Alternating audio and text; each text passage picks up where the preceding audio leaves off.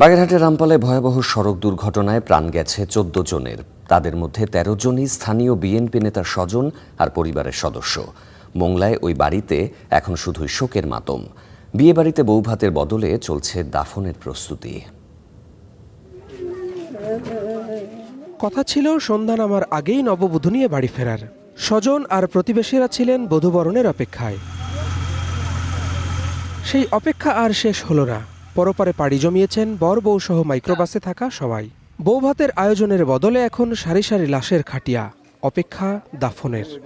তিন সন্তানই ছিল, 3 সন্তানই স্পট ডেড মারা গেছে। অর্থাৎ আমার শ্বশুরের ফ্যামিলিতে 4 জন, আর এই ফ্যামিলিতে ধরেন 5 জন, এই 9 জন। মেয়ে, আমার নাতি, আমারই নাতি, আর ভাইরার মেয়ে, পুত্রবধূ, এইসব একবার সপরিবারে এরা একেবারে শেষ হয়ে গেছে। এইরকম মরা আমার প্রথম এই লাইফে দেখছি, এইরকম মরা। তাই এলো ইনোভার, যেন আপনি লাইফে থাকেন রেডি প্রতিদিন। Innova, designed for now. বৃহস্পতিবার বিকেলে খুলনা মোংলা মহাসড়কের বেলাই ব্রিজ এলাকায় প্রাণ গেছে 14 জনের। তাদের মধ্যে 9 জনই এই বাড়ির। শোকে যেন বাড়ির ইট কাঠও স্তব্ধ। নৌবাহিনীর একটি বাসের সাথে সংঘর্ষে দুমড়ে মুচড়ে যায় নববধূ বহনকারী মাইক্রোবাসটি। আহতদের রামপাল উপজেলা আর খুলনা মেডিকেল কলেজ হাসপাতালে নেওয়া হলেও বাঁচানো যায়নি। পথেই প্রাণ যায় সবার।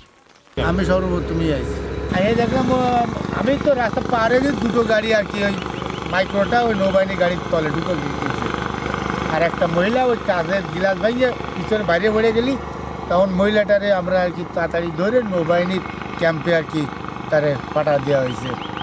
ভাঙা কাচের টুকরার ওপর 4 জনের 4টি জুতা, পাশে শিশুর টিথার আর এক নারীর লিপস্টিক। সবই পড়ে আছে সড়কের পাশে, কেবল মানুষগুলো নেই।